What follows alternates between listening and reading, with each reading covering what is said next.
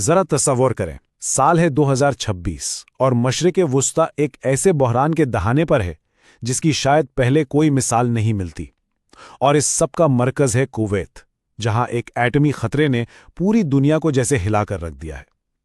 اس پورے معاملے میں ہم یہ جاننے کی کوشش کریں گے کہ آخر کیسے ایک چھوٹی سی چنگاری پورے خطے کو اپنی لپیٹ میں لے سکتی ہے۔ ذرا اس ہدایت پر غور کریں، یہ کویت کی وزارت صحت کی طرف سے جاری کی گئی تھی۔ یہ ایک ایسی وارننگ ہے جو سنتے ہی ذہن میں کئی سوال کھڑے کر دیتی ہے۔ آخر ایسی کیا صورتحال پیدا ہو گئی تھی کہ شہریوں کو اپنے ہی گھروں میں پناہ لینے کا کہا جا رہا تھا؟ اور یہی وہ بنیادی سوال ہے جس کا جواب ہم اس تجزیے میں تلاش کریں گے۔ آخر وہ کیا وجوہات تھیں، وہ کیا مجبوریاں تھیں جنہوں نے حکومت کو اتنا سخت قدم اٹھانے پر مجبور کر دیا؟ تو اس ساری کہانی کا آغاز ہوتا ہے ایک ایٹمی خطرے کے خدشے سے، لیکن جو چیز عوام میں بے چینی اور خوف کو بڑھا رہی تھی وہ اصل میں حکام کی طرف سے آنے والے ملے جلے اور آپ کہہ سکتے ہیں کہ متضاد پیغامات تھے۔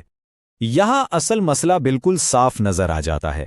حکومت کے بیانات میں ایک شدید تضاد تھا، یعنی ایک طرف عوام کو یقین دہانی کرائی جا رہی تھی کہ بھائی گھبرانے کی کوئی ضرورت نہیں، سب ٹھیک ہے، اور دوسری ہی طرف انہیں گھروں میں بند رہنے جیسے انتہائی سخت اقدامات کا کہا جا رہا تھا۔ اس سے کیا ہوا؟ عوام میں اعتماد کم ہوا اور خوف وہ اور زیادہ بڑھ گیا۔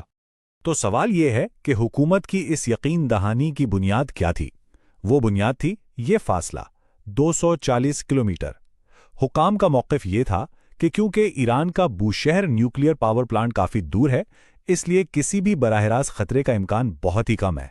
اس سارے خوف کی جو جڑ تھی وہ تھا بوشہر نیوکلیئر پلانٹ پر پیش آنے والا یہ واقعہ۔ اب دیکھیں، تکنیکی طور پر تو خطرہ ٹل گیا تھا، ایک پروجیکٹائل گرا تو ضرور، لیکن IAEA جیسی بین الاقوامی ایجنسیوں نے تابکاری کے اخراج کی کوئی تصدیق نہیں کی۔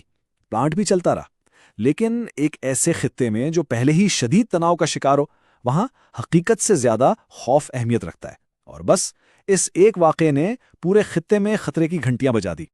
یہ ایٹمی خطرہ یہ کوئی الگ تھلگ واقعہ نہیں تھا، یہ ایک بڑے تنازع کا حصہ تھا۔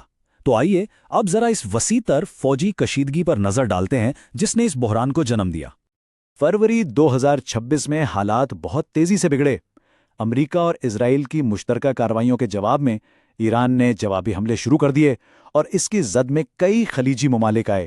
ہاں، کویت کا دفاعی نظام کئی حملوں کو روکنے میں کامیاب رہا، لیکن اس سے ایک بات بالکل واضح ہو گئی تھی، یہ آگ بہت تیزی سے پورے خطے میں پھیل رہی تھی۔ اور جب بھی مشرق وسطی میں کشیدگی بڑھتی ہے تو اس کے اثرات صرف اسی خطے تک محدود نہیں رہتے۔ اس تنازع نے دیکھتے ہی دیکھتے پوری عالمی معیشت کو اپنی لپیٹ میں لے لیا۔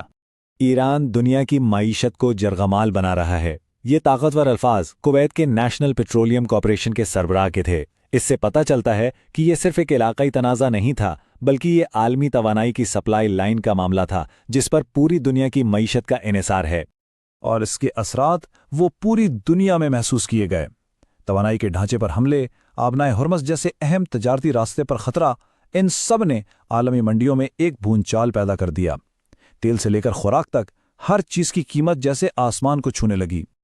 اچھا، اس بڑے پیمانے کی سیاست اور معیشت سے ہٹ کر آئیے اب ان عام لوگوں کی زندگیوں پر نظر ڈالتے ہیں جو اس ساری کشیدگی کے بیچوں بیچ پھنسے ہوئے تھے۔ کویت اور پڑوسی ممالک میں رہنے والوں کے لیے زندگی جیسے راتوں رات بدل گئی۔ دن کا سکون ہوائی حملوں کے سائرن کی آوازوں میں کھو گیا، اور راتیں وہ ٹی وی اسکرین پر تازہ ترین خبروں کا انتظار کرتے ہوئے گزرنے لگیں۔ ہر لمحہ ایک انجانے خوف اور بے یقینی میں ڈوبا ہوا تھا۔ یہ صرف جسمانی خطرہ نہیں تھا، بلکہ یہ ایک جذباتی بوجھ بھی تھا جو ہر گزرتے دن کے ساتھ بھاری سے بھاری ہوتا جا رہا تھا۔